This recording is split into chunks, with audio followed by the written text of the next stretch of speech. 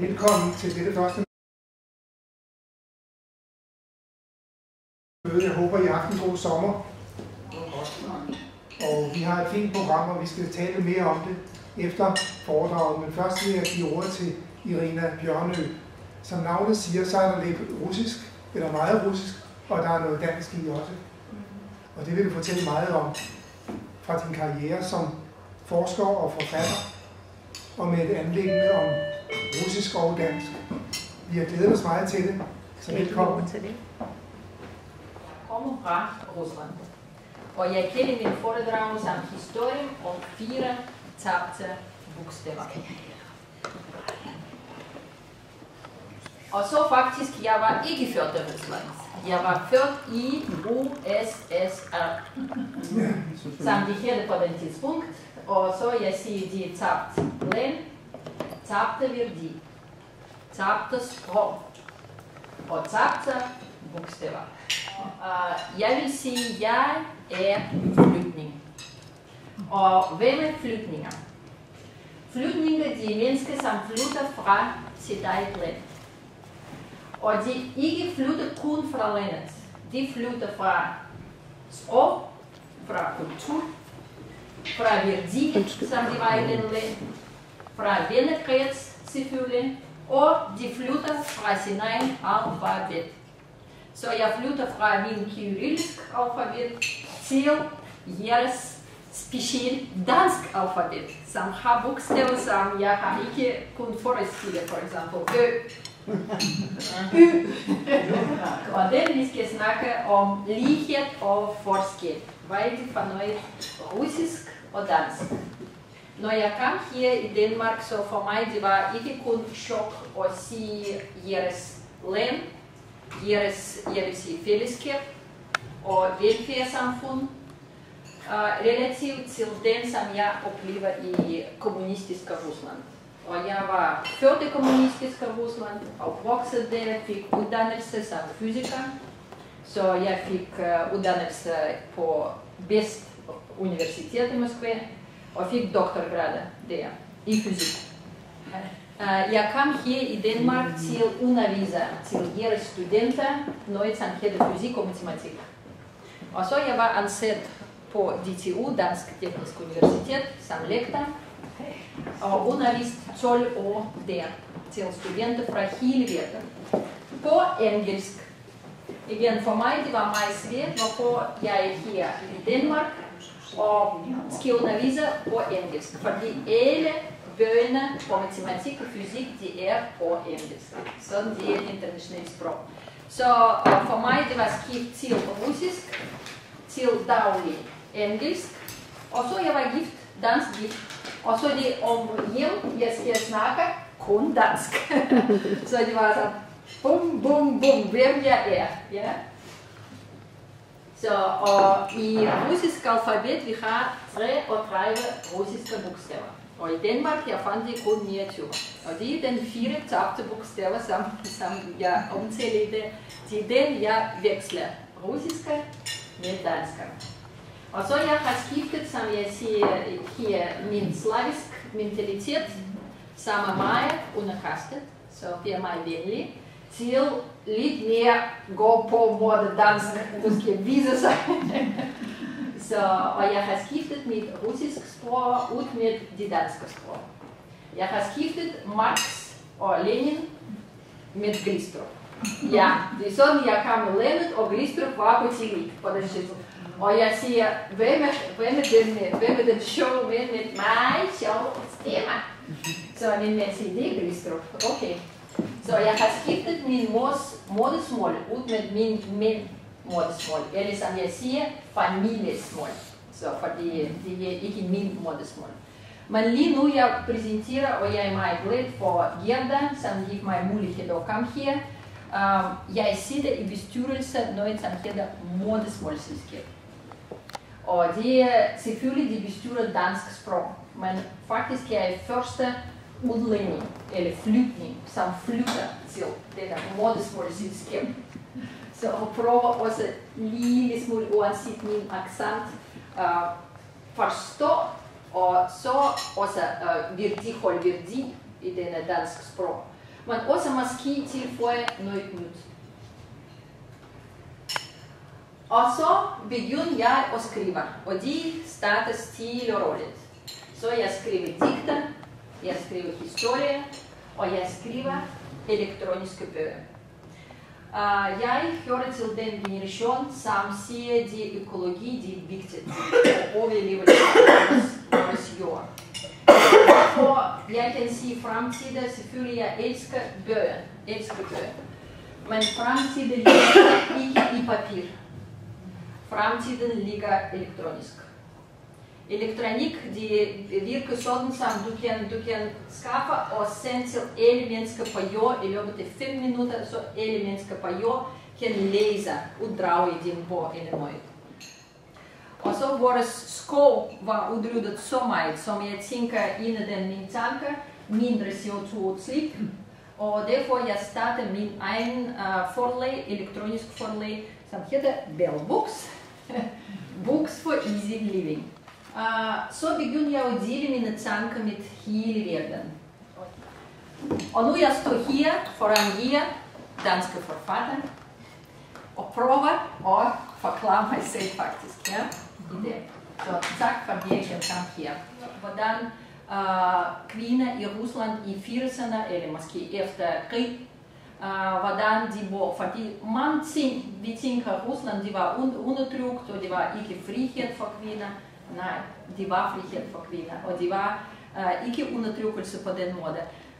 Min mormor var først, som har fundet push-up behov i Rusland i 1970.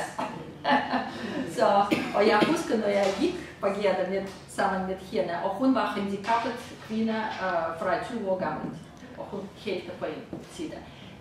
Alle mænd, de kigger ikke på hendes ben, de kigger på push-up. Og det er denne, jeg siger, Ruslands historie meget mangfoldig. Så derfor den bog dedikeret til, han var skrevet, den bog jeg skriver først på engelsk, nu det er Inga, hun hjælper mig at oversætte på god dansk. Nu det er på god dansk, ja. Hvad betyder det kuga? Kuga. Kuga, hvis vi kigger på ord kuga, de kom fra latin, og det betyder puma. Det er bare denne tiger, som ikke så stor, lidt mindre. Ja. Så kuga, vi reflekterer kvinder, vi har vores mandlige side og kvindelige side. Ja. Og vores den side sammen, man kender den side. Så det er den side, som hedder kuga. Vi kuger alle sammen. Når vi er på jagt efter noget tøj, eller noget lækkert mand, eller noget vi er kuger. Så, og uanset vores alder, indvendigt i os, den kuga eksisterer. Og det er den, min bog, jeg var på Dansk TV2, og faktisk fortælle lidt om denne kuga, hvad det betyder. Så, og det er denne min bog. Bog ligger også på udsalg, specielt for jer, for den uge, jeg putter alle priserne ned. Mine bøger koster lidt relativt til den pris, som er i Danmark faktisk. Og de skulle blive lille smagsprøve her, men I kan se alle smagsprøve på min hjemmeside. Faktisk, der er lydfiler, I åbner det, tryk på knappen, og de kan udstemme uden accent. Så ordet kuga plus lyv er det sex og begær? Ja. Ja, men burde man så egentlig ikke på russisk have kaldt den for missekat? Missekat. Det er denne, når det var interview med Putin, ja? Putin, og det var Pussy Riot. Pussy Riot. Pussy Riot, ja. Og så Putin sidder sammen med journalist, og amerikansk journalist. Og siger, kan du ikke oversætte, hvad betyder pussy? Og så journalist siger, det er bare pussycat, det er bare lille bitte missekat, som du siger, ja. Så missekat. Så der er masse betydning i ord. Men vi går til næste bogstav B. Og bogstav B, det er byråkrati, det er det samme på russisk på dansk. Bazar, på russisk på dansk. Ballet, russisk ballet, kender alle mennesker. Burka, på dansk, på russisk, de mener det samme. Balalaika. Så bank, benzin, billet og bolshevik, selvfølgelig det kommer fra russisk sprog. Alle de ord udtales, og de betyder fuldstændig det samme. Så det er nemt. og husker, så de kan tilbage, og så respekterer de mig. Og så skriver jeg noget, som hedder Fru Jensens Kæbor. Og den bog, det kom måned siden, og det er sådan som min svigermor, Fru Jensen, når jeg kom i Danmark og blev gift dansk. Så hun giv mig sin gamle bogopskrifter fra 1930 til 1990. På det tidspunkt, jeg kunne ikke læse engang dansk sprog. Og så døde hun 2 dage efter mit bryllup. Og den bog, det var ligger, og så jeg glemte om det. Og nu jeg laver rengøring, og fandt jeg den bog, og begynder jeg at lave nogle opskrifter. Opskrifter på juleklæder og på forskellige ting. Og de samlet, og jeg tænker, de er dansk sket faktisk. Så jeg beslutter at udgive den bog som i projekt. Jeg scanner alle sider, og så hendes håndskrift. Eller du kan sige, der er ikke noget fake i denne opskrifter. Og der er en indstilling for temperaturen, og der er en indstilling, hvor lang tid skal bæres overfor. Det er fordi, som hun fortalte mig engang, i 1940 verdenskrig, ja, det var gasovn. Og gasovn har ikke temperaturindstilling, og det har ikke noget sluk den knappen for tid. Ja. Så du skal åbne og sige det midt på, eller øverste, eller midt på, eller nederste rise. Ja. Og så du siger, okay, nu er det færdigt. Ups, lukker det, og så det sådan det var. Så derfor jeg siger, den projekt samler de opskrifter, og nu vi på vej til at lave bog nummer 2, som hedder Fru Jørgensens Kålbord. Og det er også gamle opskrifter, de er på leverpostej og forskellige ting. Så jeg mener, de er nationalt dansk sket. Og de skal opbevares meget omhyggeligt og meget godt. Og derfor jeg ikke tør at udgive kun på papir, sådan som de skriver. Jeg udgiver dem med håndskrift. For de gamle dages håndskrift også på vej væk. Så folk ikke skriver mere på papir, de skriver på computer. Og så vi tabte den, jeg vil sige, meget skønt måde, hvordan vi udtrykkes med ink, med bevægelse, kun udtrykkes på computer. Derfor for mig vigtigt, vi opbevarer vores bedstemor eller oldemor, opskrifter og måske notater til generation frem, 5 generation, 6 generation. Min far, han er 87 år gammel, han skriver på computer. Så sådan de foregår. I Rusland, de hedder banebogstaver faktisk. Og hvorfor? Det er fordi mens kønsorgan på russisk, de er baneord. Når jeg kom i Danmark, og jeg kunne ikke forstå, hvordan de danskerne, de var udtalte det så fri og dejligt på TV og på forskellige medier. Men på russisk var at sige, at kvindekønsorganer, de er okay. Men mændkønsorganer, de ikke udtales.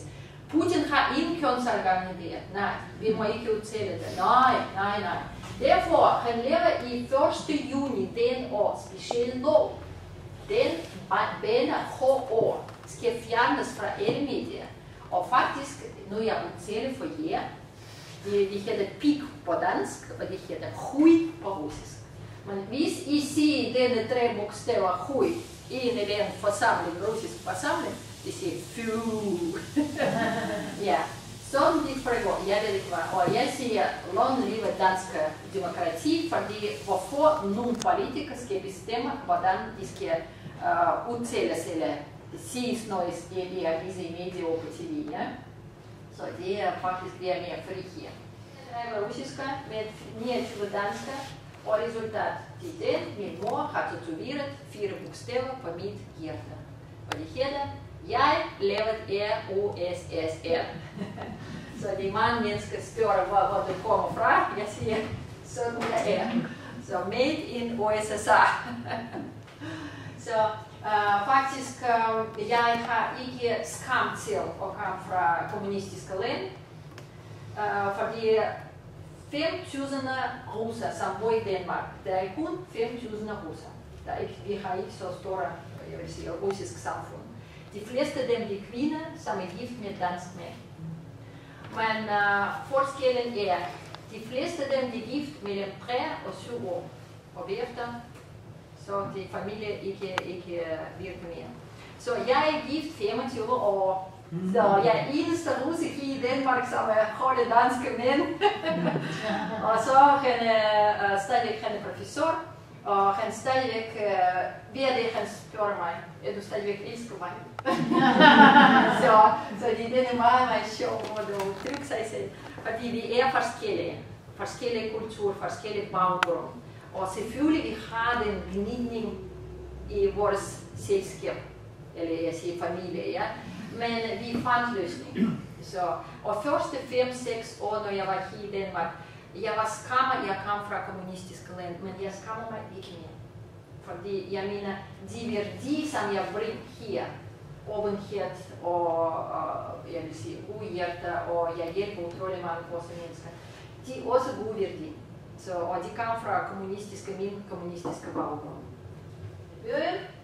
Og lyden ø eksisterer ikke i russiske alfabet. Ja, ø. Ja. Og du hører Bjørnø. Og de to, jeg stadigvæk har så vanskeligt til at udtale mit eget navn.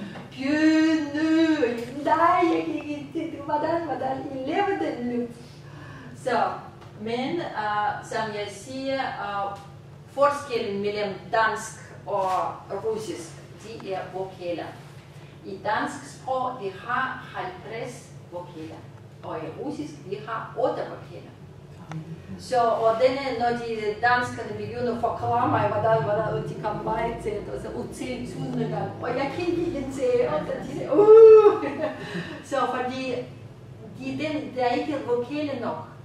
Så de eneste, de hjælper mig at synge. Når jeg synger, så jeg synger med Inga og så med andre, så de hjælper. Men ellers, jeg hører dem. Jeg kan sige dialekterne fra Jylland, Sønderjylland, eller Lollandsk, eller Bornholmsk. Jeg hører dem. Jeg kan ikke gense dem. Jeg kan ikke leve dem. Og det er denne kæmpe stor forskel. Derfor prins Henrik, når jeg kom i Danmark, og jeg kan se, hvordan de danskerne hakker på stakkels prins Henrik. Igen, jeg tænker, okay, de hakker på mig også, fordi jeg kan ikke udtale. Men ikke med modvilje. Ikke fordi jeg vil ikke, jeg læser Kierkegaard, jeg læser alle de bøgerne, jeg snakker med Johannes Møllehave flere gange. De ham fortæller mig, Irina, du skal skrive bøger. Hvis det ikke er ham, jeg vil ikke skrive. Jeg siger, Johannes, kan vi ikke skrive sammen? Han siger, nej, du er god nok selv, så skriv selv. Så siger lidt sin meget sjov måde. Og det er den, han opfordrer mig at gøre det. Men han siger, du har accent, Jeg siger, ja, Johannes, jeg har accent. Jeg kan ikke råbe fra, og jeg kan ikke løbe fra den. Så prins Henrik også okay. Han skriver digt, så han er god nok. Han bare kan ikke udtale 50 vokaler. Så tilgiv mig og tilgiv ham.